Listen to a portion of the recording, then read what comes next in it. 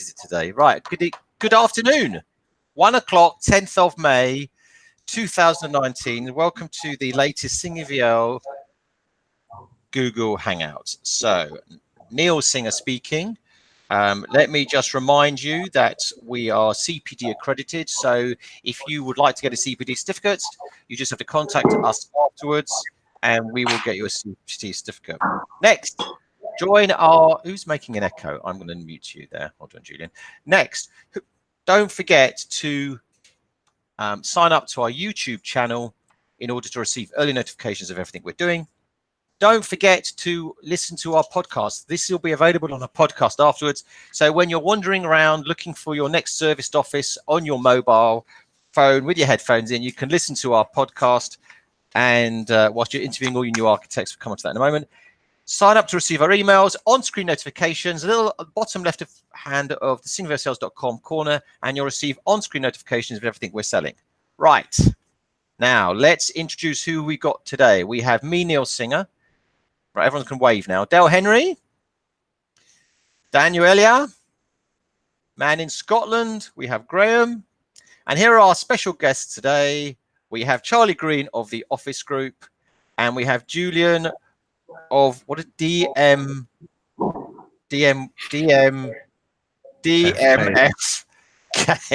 Architect. Yeah. So we're going to come on to these guys later. So Charlie is the CEO of the Office Group, and Julian is the founder of dMFK Architects. Right. Before we delve in to hear all about our special guests today, let's talk about a few things that have been going on in the market. I'm going to start. I'm going to tell everyone about a new feature at singerviellesales.com, which I'm going to show everyone watching now. And this is our market opportunities page. Now, you should all now be able to see market opportunities selected by Singer Vielle. Now, we've recently launched this as an add-on to our marketing site because we recognize that we have many people registered to receive investments at singerviellesales.com, but not everybody is able to instruct us to sell their properties. So sometimes they use other agents, or sometimes a client has a property that they want to expose, but they don't want the full-blown service of video, etc. So what we've launched recently is a new section to our website where people are able to access properties which we deem appropriate to our database, which we see in the marketplace. And this is another place I would recommend everybody bookmark on their site, on their browser, so they can receive information about general market opportunities which are available. It is proving successful, and people are engaging with us, and we are identifying buyers for people who want to sell. If there are agents watching who would like the additional boost that Singer Vielle Sales can give their sales, please get in touch, send us through your properties, and we will be delighted to mark them up on our list. So that is the main thing I would like to talk to you about. Let me stop sharing in terms of our new market opportunities page. Next, I think we should go over to Mr. Dale Henry, who is now going to tell you all about what is in the market. Thank you, Neil. Hi, everyone. So we've launched a number of new sales into the market over the last week or two, which I'll just briefly run through with you now. I'd encourage you to go onto the sales site and go through them in more detail at your leisure. But we've got several long income investments which we've recently launched. The first of which is this Southeast investment opportunity in Woking, which provides 10 years of income to Pizza Express, as well as secure income. It's on a large site with a big car park at the rear. So we believe that this offers some medium-term redevelopment potential. We're quoting 1.25 million, which is 7.5%. The next sale we've got is this Wilcos investment in Lancaster, prime retailing pitch on Penny Street. I'd encourage you to have a look at the video when you've got a minute, because you'll see just how busy it is and the high level of footfall past the property. Just under 10 years unexpired to the strong covenant of Wilcos, showing a high 9% net initial yield, £3.64 million. We've also got this very nice high quality industrial investment which we brought to the market in the premier business park of Team Valley up in the northeast. 12 years of income, to an established tenant with a guaranteed increase at the next rent review. We're quoting 3.6 million, which is 6.5%. And the other property which we've recently launched is this retail investment in Weston-super-Mare, let to the very secure covenant of Shoe Zone, who've taken a new 5-year lease at a rebased rent, and we're quoting 7%, attractive lot size of £317,500. In terms of some other sales we've also got on the market, just quickly summarising a few others, we've got a Morrison's supermarket investment in Oswestry, which is 6 years of income at 9%. It's not any of it. There you go. £4.25 million, undoubted income, obviously, with Morrison's.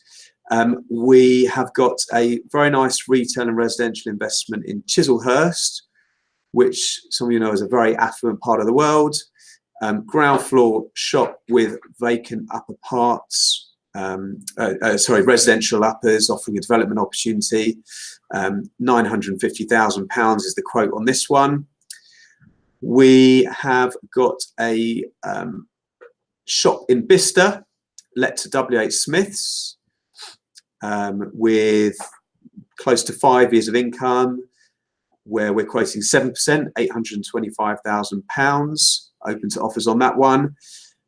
We have a long-dated, high-yielding industrial investment up in Aberdeen, with 15 years unexpired and RPI-linked rent reviews. Again, medium to long-term development opportunity. £2.9 million, 9% initial, going to a guaranteed 10% next year. We have a prime shop in Windsor. So anyone wanting to go and visit the latest addition to the royal family, you should go and have a look at this while you're there. 15-year income, prime shop on Pescod Street, £1.1 million, 6%.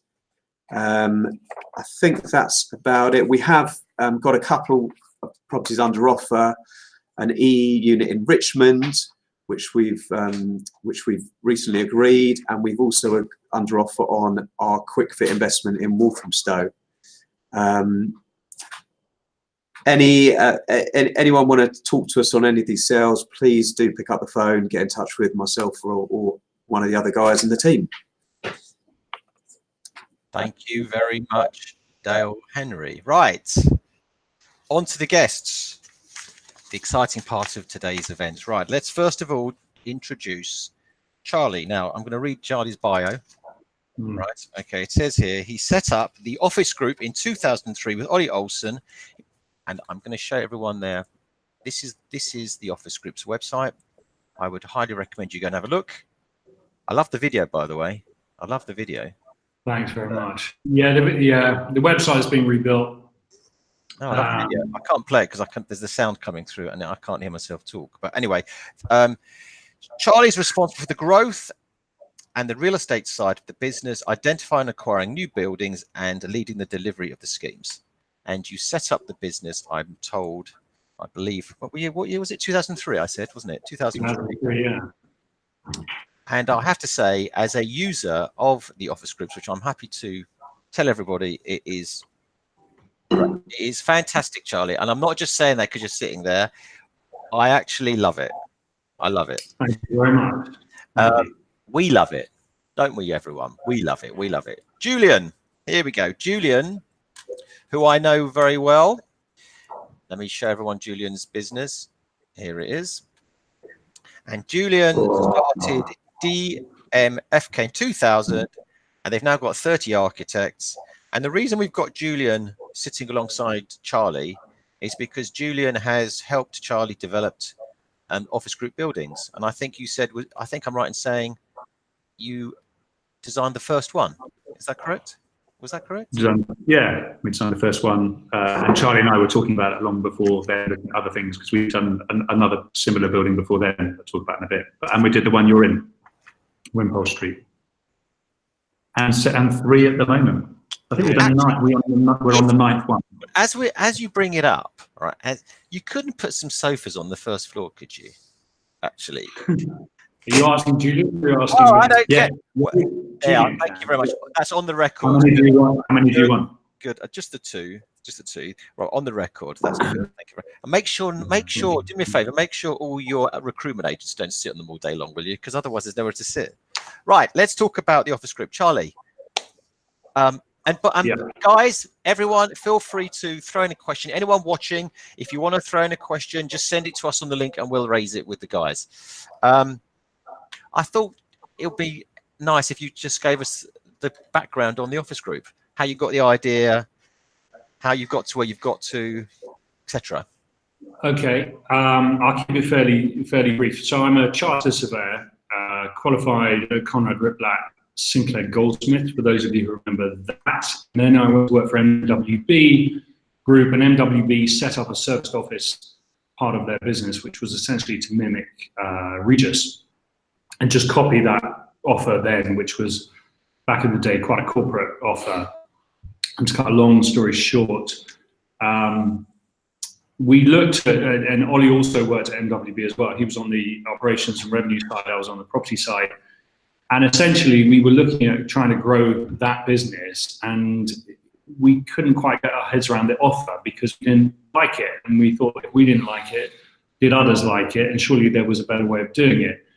And in essence, it was about creating an environment where if you're going to spend the majority of your waking hours somewhere, could you create a much better place to be?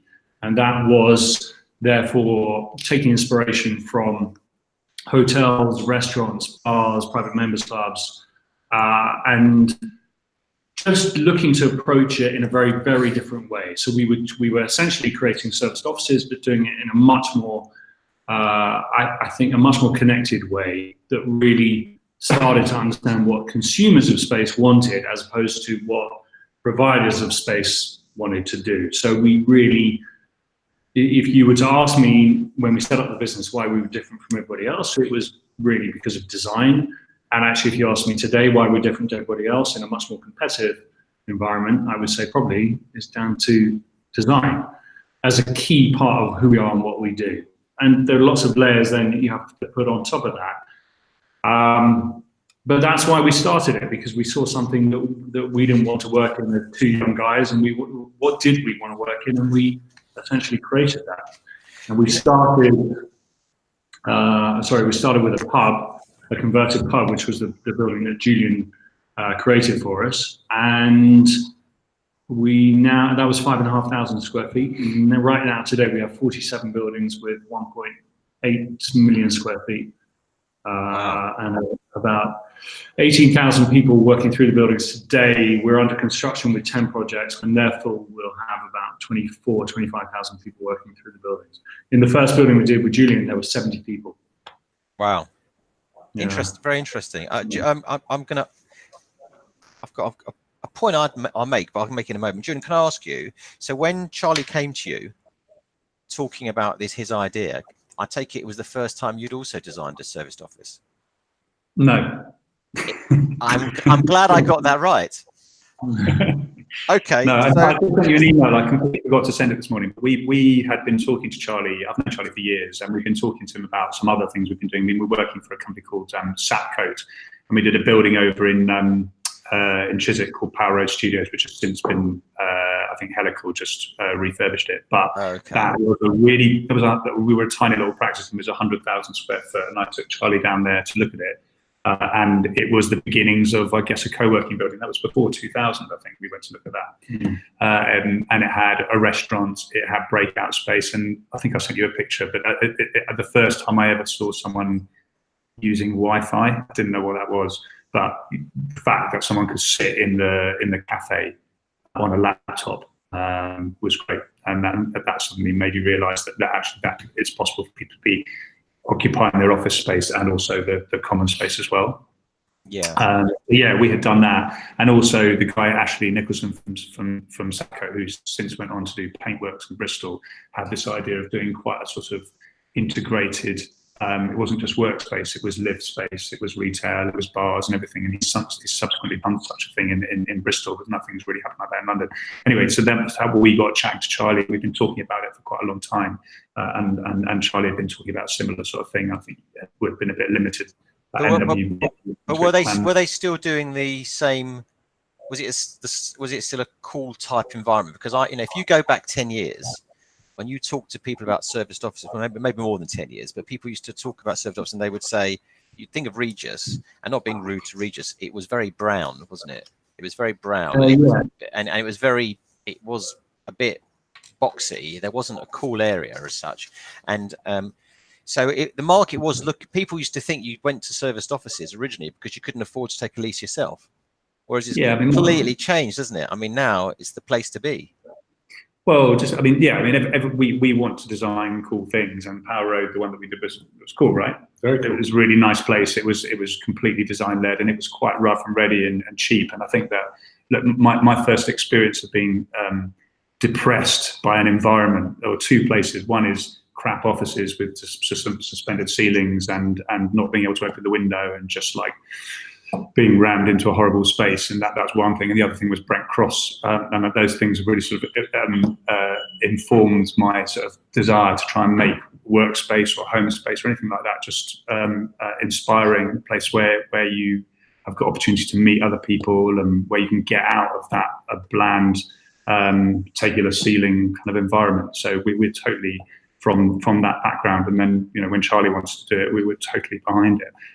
The opportunity at City Road, the first one we did, was quite limited, but we were really pushing Charlie and Ollie to kind of, I guess, put their own office. Remember, we had this idea of having you and Ollie's office on show. So when you opened the front door, the first thing you saw was Ollie and Charlie working in a typical version of how an office could be, and it was just exposing the process and getting people out of the cubby hole and putting them into the common space. It's very much that short-term solution serviced office was because it was expensive, and so we tried to flip the philosophy of our approach to providing space was trying to turn that on its head. So it wasn't about short-term. Could we create an environment where people actually wanted to be for their long-term office? You had the flexibility, so if you needed to exercise that, you could. But if you created the right space that looked brilliantly, that worked brilliantly, actually. And you could create value, because the perception was that it was very expensive. But if you could create value, then people would actually stay for the long term and have it as their business home. And you're now in Wimpole Street, that is your business home.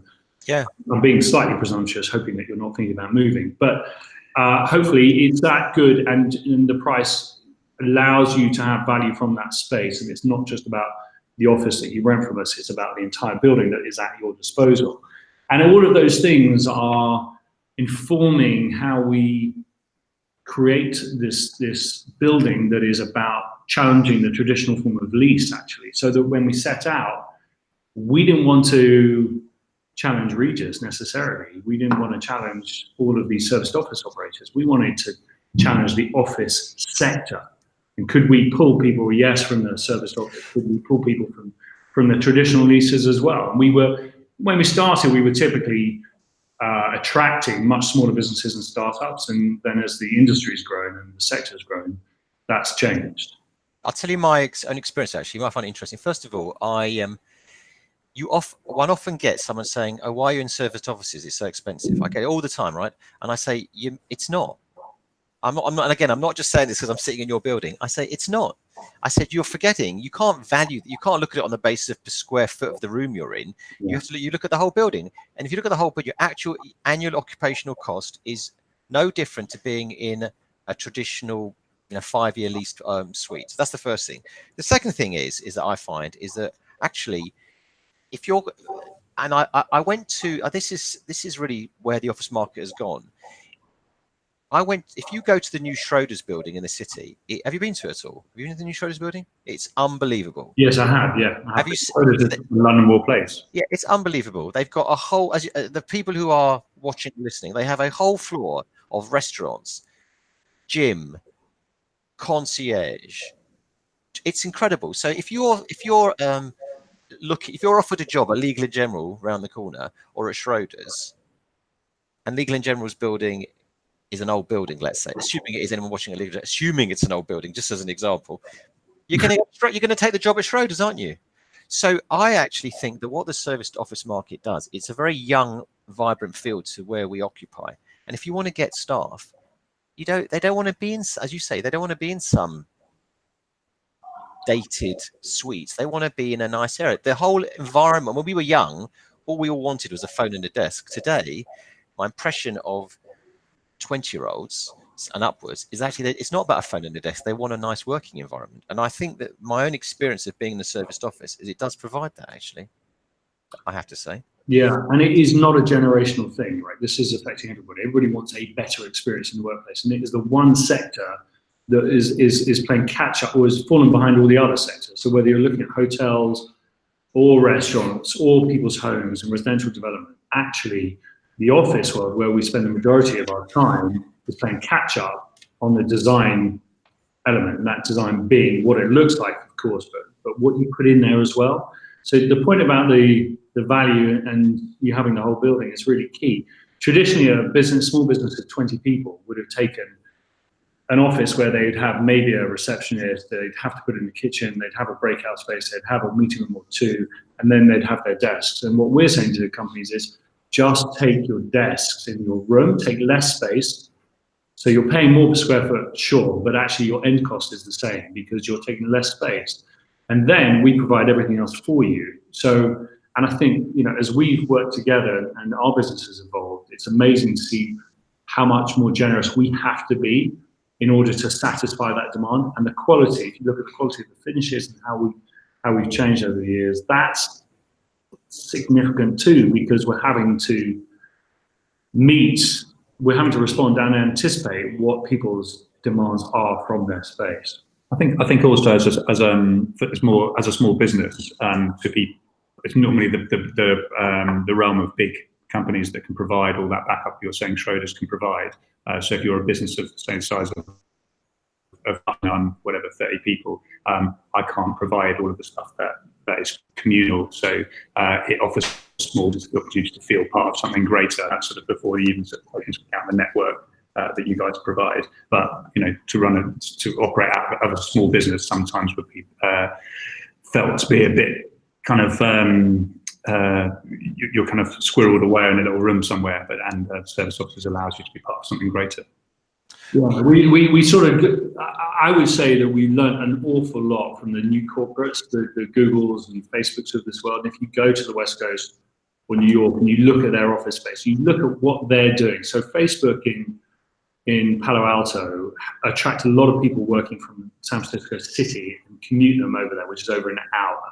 So in order to make that palatable, they have essentially said, we are going to create the best possible place to work that you can imagine in order to attract people there. And that is about food, is sort of top of the list, and coffee, and they have bike workshops and they have wood workshops, and they do an incredible sort of green open spaces, and it's incredible. Our opportunity is to create buildings where we can provide some of that to businesses that wouldn't otherwise have the opportunity to work in an environment like that. You know what I found very interesting when we moved in here, because I think we were one of the first into this building actually, I was surprised how many large suites you had in this building, right? And I said to my colleagues, I don't know how they're going to fill the rooms. I said, I can't see the market, and yet it was amazing actually, because you're full, aren't you? You're completely full. You've got a waiting list. I've seen it on the board. Yeah, you've seen our board. I've seen the board. So it's amazing how the mentality of larger and medium-sized companies has changed. And it comes back to the value proposition, and it's about people understanding this isn't a short-term offer for them. Therefore, as bigger companies understand, and this is why it's fascinating to see the growth of the sector, because you're seeing it continue to be attractive to the individuals and the freelancers and small startups.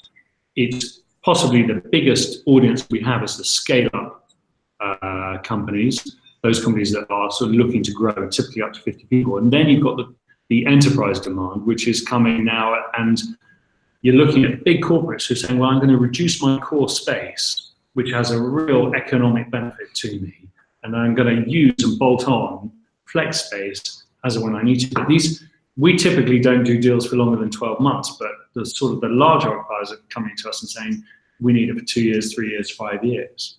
It's a really interesting shift in the dynamic now and the nature of demand from the big corporates. You're not going to turn them away, are you? You know. Well, you got to be careful. You got to be careful because you don't want to expose yourself to, you know, if a nasty recession bites hard, then you have to be, you know, our visibility of our business is all about what happens in a downturn. Can we be robust in a downturn? That's principally because we traded through 2009. And part of that is understanding that natural light is the most important thing to every business. If you have big, deep offices, you've got to be able to carve them up. So as long as you have buildings where you can carve them up, and the Wimpole Street building you're in is a beautifully efficient floor plate. And when we looked at doing all the general arrangements with Julian, we did bigger offices because we felt there would be demand from the bigger occupiers. But we know we can carve them up quickly if we need to. I'm going to show people, actually. I'm going to show people the office. I appreciate they may not be able to hear this on the podcast. That's the new one. There it is. Look at that. Whoa. See? It's really, and it's gorgeous. It's lovely. It's really lovely. No, it's really, honestly, it's great. Also, so Julian's doing their 9th building for us. Every building is different. We don't repeat the design. So we'll never do a design like this again. Can you hear Happy Birthday? Whose birthday is it? I don't know, but there's somebody local singing Happy Birthday. Sorry. I've actually got here some of your other buildings. I've got York House. York House is on site actually. So this is when's that being? Should be end of summer. Yeah. So it's a really ordinary building over in on Pentonville Road, just opposite Nido. It's completely changing the perception of the building. Building the 5-story kind of perforated brick extension on the front, extending it at the roof, and inside is off the scale. It's like the next level. That is a beautiful piece of architecture, I have to say. Do you know, I forgot to share the link to show everyone watching the Wimpole Street. I'll go back to that in a moment. Yeah, so this is I mean, and when you're designing, this is King's Cross. Then you've got to Wimpole Street. This is the one, guys, I forgot to show everyone. Yeah. But trust me, it's very nice, as you can see. Eastbourne Terrace. When you design, Julian, when you're designing these things, do you look at the local market and design for the local market?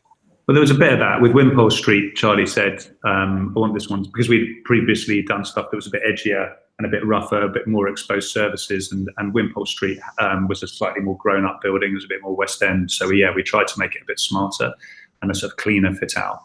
So yeah, in that sense, it did address the local market. The one we're doing in York House is very King's Cross. It's much harder edged and it's really much cooler, and it suits that King's Cross market. So I mean, we haven't really shown any of the interiors, but they're quite stripped back, quite minimal. And also all that stuff you're looking at there, if you go up a little bit, it's got this real art heritage. So Geoffrey Clark was this incredible artist who did that little sculpture on the side of the building. And it was, if you look at the top right picture there, you can see how dull that building was. It had just kind of gone to sleep. So we tried to kind of unearth the history of the building, look in the building where there were some, I mean, that concrete that you can see to the left of the sculpture.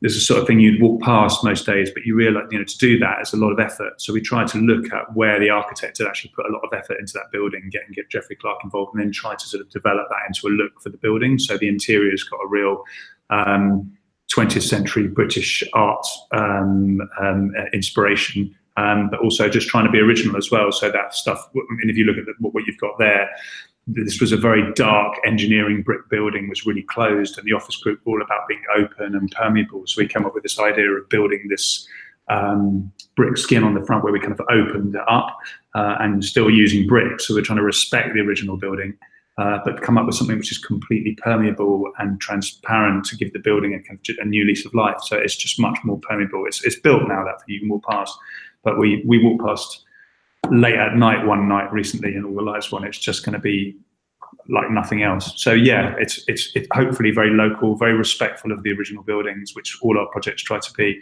So we're not trying to obliterate that building, we're just trying to wake it up again. We do like a story.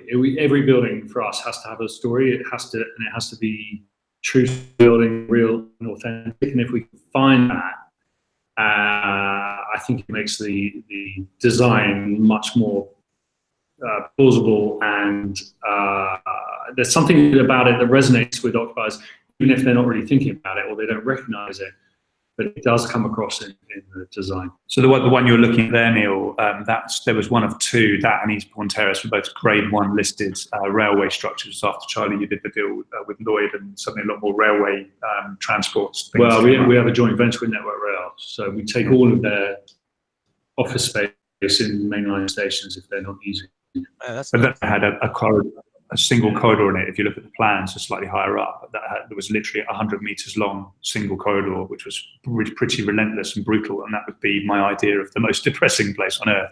But we tried to enliven the corridor. There's things where you can sit and have a meeting. There's phone booths and all within a Grade 1 listed building context. So it's really a lot of the projects. In fact, corridors have been a real thing that we've developed through all the projects, trying to make every project slightly different, trying to make all the corridors exciting and interesting to be in, trying to change the corridors from floor to floor. So if you look at Eastbourne Terrace, every floor had a different, so if you, I don't know, we go up, down, romantic, we use the word romantic. Yeah, maybe, so you can see there what building you like. So this was What's happened? Oh, there are you. We can hear you. Okay. That's funny. We can hear you. We can't see you. We can see Dale and co, but we can't see you. Oh, what's happened to my well, I'll have to pass it on to Dale. I'm going to on that case, I'm going to throw it open to Dale. Well, I've got a question for you guys anyway. We're a pretty tech-driven business.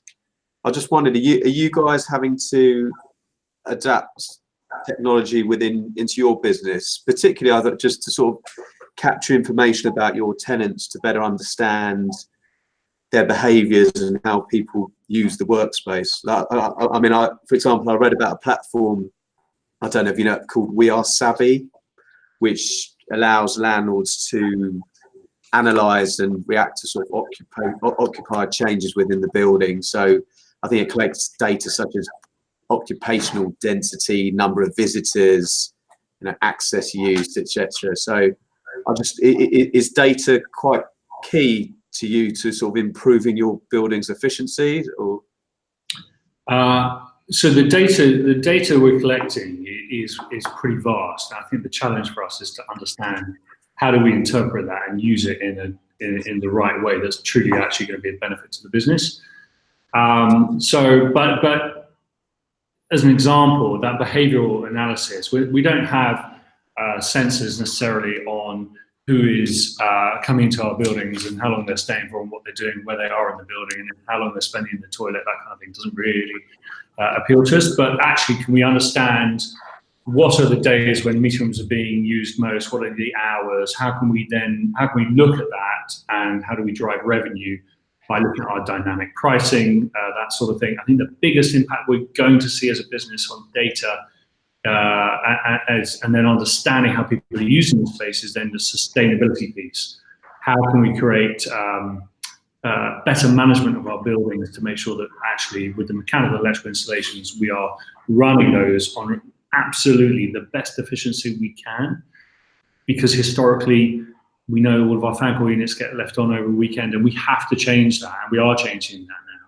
And the data that we're collecting can allow us to do that much more intelligently and respond to how people actually need it and are using the space.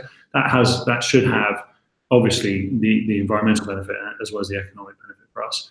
But there are so many touch points. Can we make a building more efficient in terms of access control, that sort of thing? Those are things we're working on, so that you can come and use your phone as opposed to your swipe card. How do we track that? And how does Bluetooth and proximity inform that? We're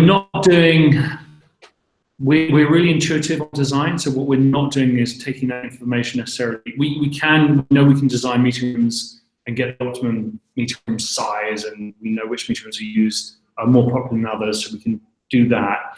But really, we're never going to get to a point where we say we don't need Julian because we're just going to feed this into some algorithm, press return, and then we get the floor plans, space plan for us, and then we go off and build it. That's just not an ambition for us, because we think that takes something fundamental away from the offer, which is a very human understanding of what people want on a very human level. And you need to be in touch and intuitive, and that, I don't think that will go to any kind of AI on that sort of thing. But you might, I mean, with the collection of that kind of data, knowing where the highest occupancy is, when those people are in those spaces might affect how you might design a building in the future. So the sharing, but it's a tool to use to make you better at it, as opposed to replacing. Yeah. Yeah, the data that you're collecting on meeting room use and just in terms of the way you let your offices informs the design as it moves forward. But it's very difficult to take data that you collect from one building and just deploy it to another building. Where these buildings are almost touching each other, and all different, and all the meter room usage is different, and the meter room pricing is different, the size is different. So you have to be cognizant of the individual circumstances of individual buildings, which I think is a very much a real estate approach. Understanding your building, where it is, what it is, the location, the architecture, the bricks and mortar, who your audience is, the context, the amenities, the public transport, all of those things go into those decisions. Okay, good. You're on mute now. Yeah, you can't see me. You can't. Do you know what? I had such a great thing. I might try refreshing in a minute, but I don't know what. I'm scared that I'm going to close the Hangout. It's not me. It's Google. Can I just say that? Yeah. Anyway, but I think let's move on to the next question. Daniel, you've got a few questions, or Graham. Who wants to go? Who wants to put their hand up? I'll go. It's a question we ask most of our guests. Obviously, most of your buildings are based in London. Any thoughts in Scotland? Yeah, so this change in occupier behaviour and what people want from their space is really a phenomenon that's not exclusive to any particular city. We think where there's a dense critical mass of office buildings today, then we think that there's very much a need for what we do. And you're seeing that with the eruption of other operators as well, popping up everywhere. For us, we have a live requirement for Edinburgh and Glasgow. Quite like to do Edinburgh first, but not too fussed about that. So we think. And do you buy the buildings, or do you take an overriding lease of the buildings? We try and buy. We try and buy. It gives you much more control on what you can do. Sure. Appreciation, if you can asset manage in the right way, add space, that kind of thing. So there's a capital value play as well as an income play, but it's so tough to buy that we're fortunate we can still grow the business by taking leases. And I think also you're going to see moving forward that we enter into more partnerships and more joint ventures with owners of assets to grow. Okay. Yes, I only had a question about whether you thought that the standard FRI lease soon might be a thing of the past. I think, I think it's all changing, and it's probably going to happen a bit quicker than we think. So the standard FRI lease, you're now looking at progressive landlords like Derwent who are saying, all right, we're not even going to have a delapse clause in there, because we think it's anachronistic.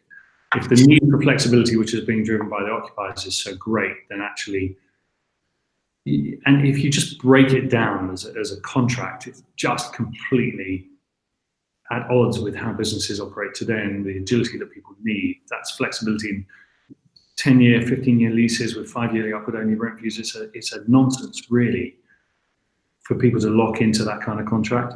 I think you're going to see changes in the FRI lease, and we're all reliant on the 1954 Act. That's what governs how we structure our commercial contracts. It's just peculiar that we haven't had any kind of structural revision to that as an industry. So instead, it plays to our advantage because people are saying, well, I need that flexibility. I may never use it, but it gives me tremendous comfort to have it. So that will change, because this is affecting everybody. This isn't co-working and individuals and startup businesses. This is every occupier. I still think you'll get big corporates who want to commit for 10, 15 years, and that's fine, and that will always be there, but they will become that part, that end of the market will reduce, and the middle chunk, the co-working will be on one end, and then that middle chunk will be what makes up really the bulk of the demand for the office market. And then I do question the way that we as an industry, or traditional industry, leases in terms of rent per square foot, service charge per square foot, it's all foreign to most occupiers who don't really understand it. How does it apply? What do you multiply it by? What does net internal as opposed to gross internal area mean? And people don't understand it. And you have to make it easy, because everything that we need today, because culturally we're changing because of technology and all of those things, which is a much bigger conversation, but we need speed and convenience and ease. And I think that traditionally the real estate is not about those things. And that has to react to what people want if you want to have a full building.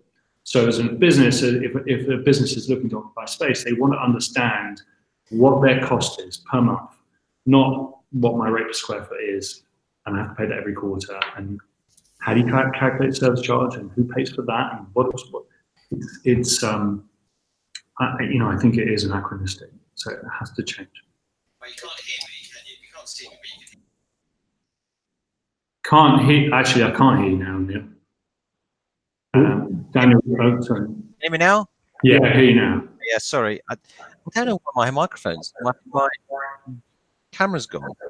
Very short. I can't share my screen. Anyway, I wanted to ask you guys this.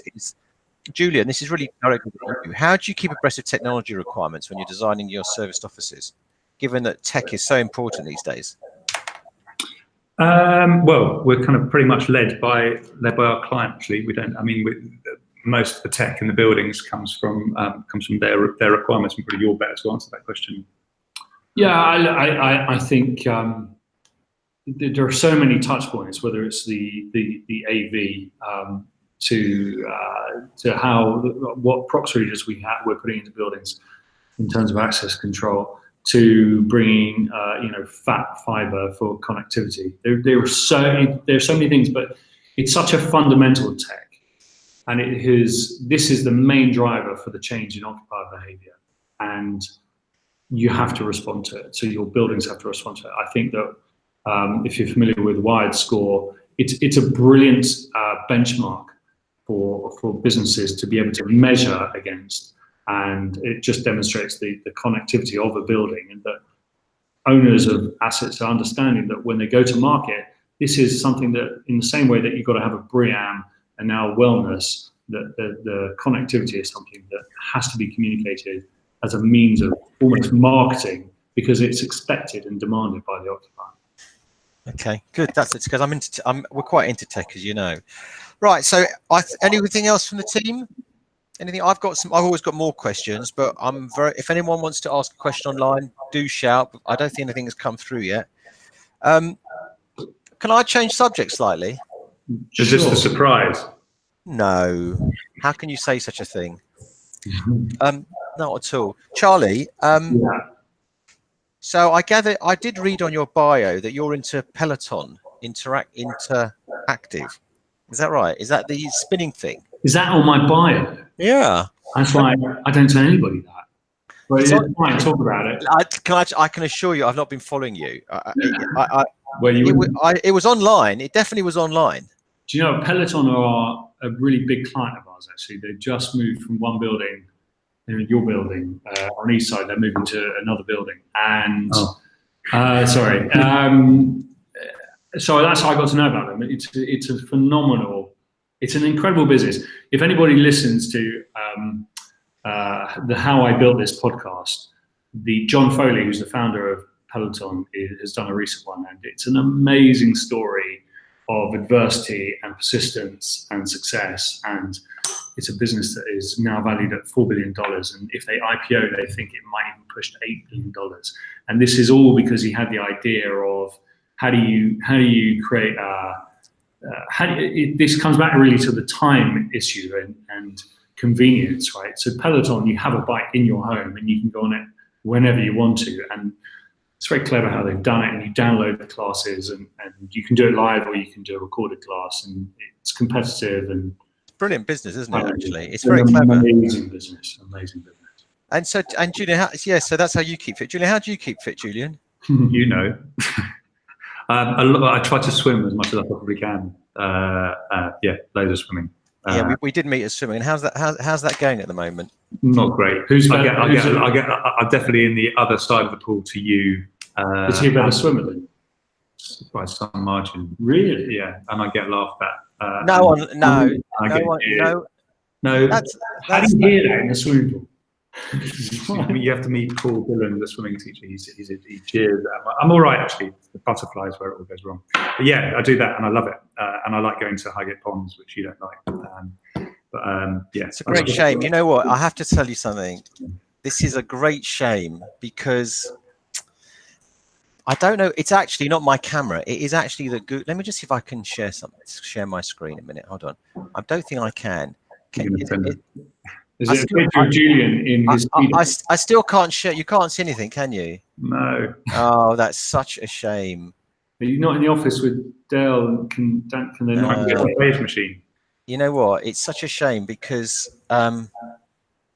actually, I'm going to show everyone. Wait a minute. They always say where there's a will, right? There's a way, isn't there? I know what's going to happen now. Now, what we're going to do is we're going to hold on because we're very proud of Julian and his achievements. So, what's happened? What's happened? Is that you, Dale? What's going on? Hold on. Literally, you're dropping one by one. Stay there. So I know how to do this. Hold on a minute. Oh, what a shame. Well, anyway, the point is what I wanted to do was to show everybody.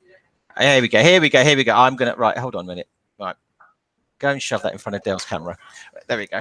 Because Julian, I don't want you to feel that you are not achieving, because Paul and Dylan and I have had a little word about this, and we know how well you're doing. And there he is. Look at that tumble turn. Where's the tumble turn? Oh dear. Oh, there's no.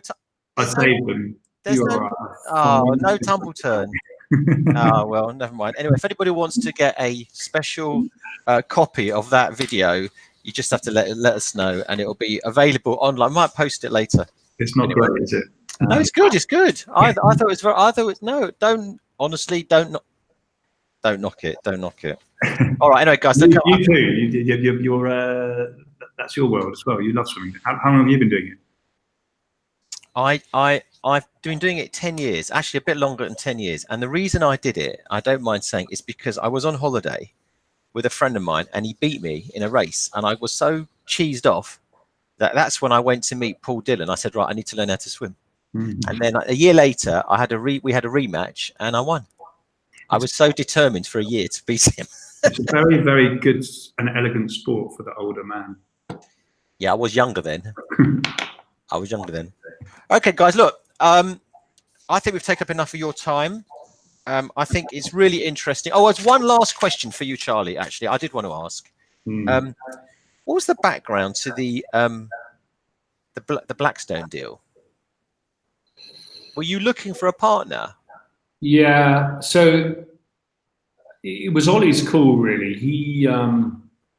He said to me one day, look, I'm nervous about the market. I think the market's changing. There are more people coming. WeWork are growing. Others are growing. And I think we need to be a bit more shored up as we move forward and give us some proper capacity for growth. And I'm like, no, it's fine. Don't worry about it. We're good. We're all set. Everything's fine. It's like, no, really. So anyway, we backed and forth, and eventually we said fine. And our majority shareholder then was a high net worth individual, Lloyd Dorfman, and we all decided that we would go to market and just test the waters to see if anybody was there.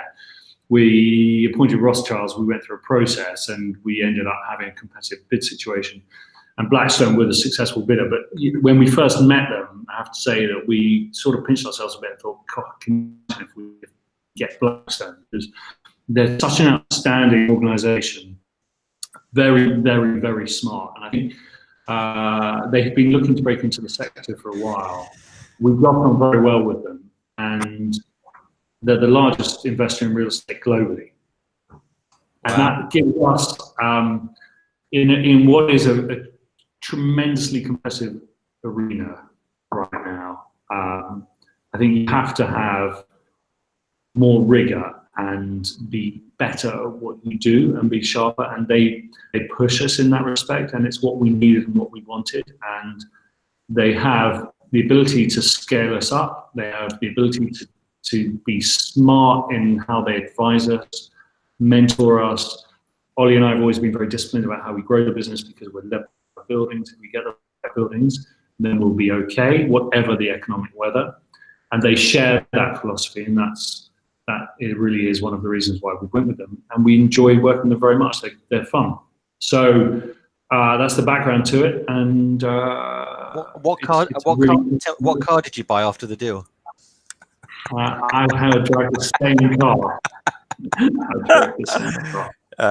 No, it's great. I think it's great. I think you're right. Actually, what's interesting is because we're being in the investment world, is how many people are trying to get into the space now, and how many institutions are looking to try and get into it, or people like Carlyle Group are doing it, or there's loads. Everyone's at it, and there will be failures, I'm sure.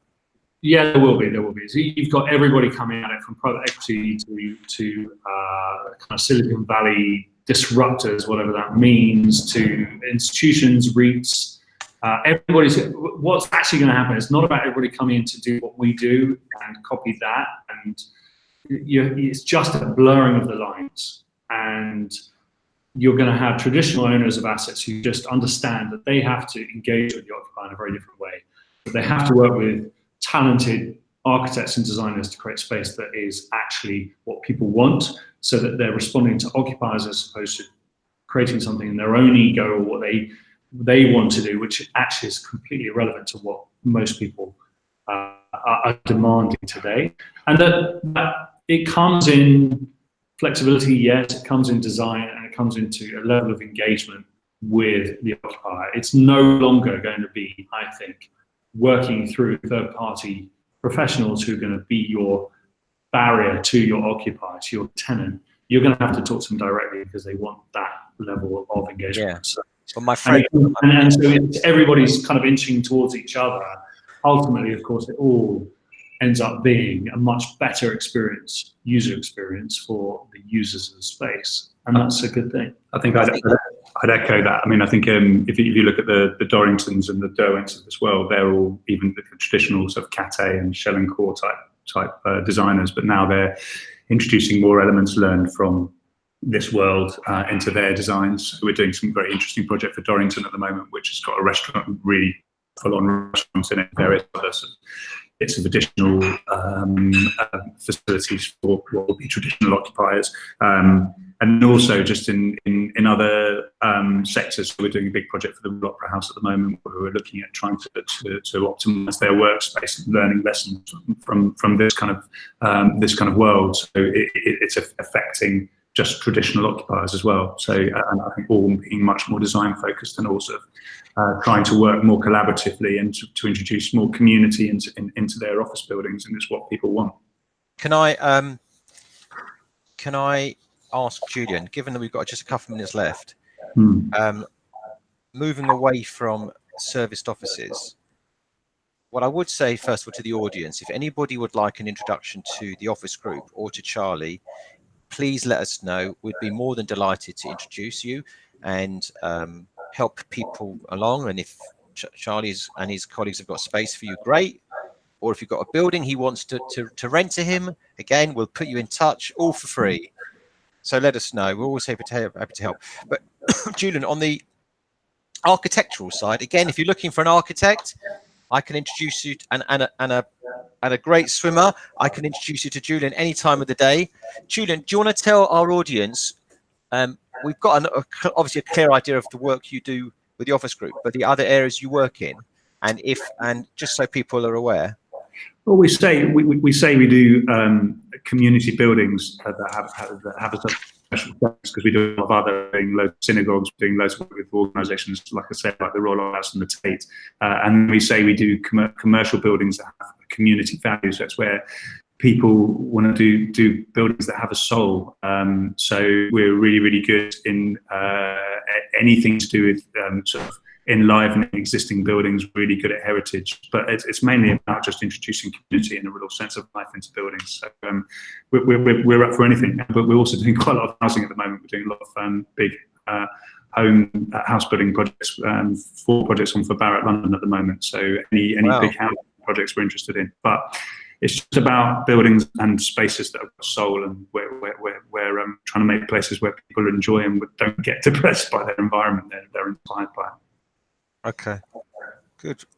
Well, if I can give you one tip, I've got a tip for you, both for Charlie. Next time you're designing a building with Julian, put a pool in the basement, and then I'm in. It's always on the first. It's always on the first drawing. Yeah. Okay, guys. Look, because I'm really sorry. There's been a hiccup with Google, and it's for some reason you can't see me, but we can see you, which is all that matters. So listen. I just want to thank you both very much for giving us your time. Really interesting. Honestly, many congratulations with your business, guys. It's been, I think it's great, really great. And I say that, as I said, from an occupier and a user. And if anything ever goes wrong, everyone's here on hand. It couldn't be more distant from the old-fashioned landlord-tenant relationship. So thank you very much for giving up your time. And I wish you much success going forward. So I'll see you around. Julian, I'll see you tomorrow morning, no doubt. Dale, that's goodbye from Dale, Daniel, and Graham. Thanks very much. Excellent guest, Neil. Excellent guest. Thank you very much, guys. Thank you very much, guys. Really appreciate it. And remember, you can listen to this on this. The podcast will be available shortly this afternoon, so you can listen to it on the way home, when you're jogging. In fact, Charlie, you can even listen back to yourself when you're doing your Peloton tonight. So there you are. Okay, guys, have a great weekend. Thanks very much.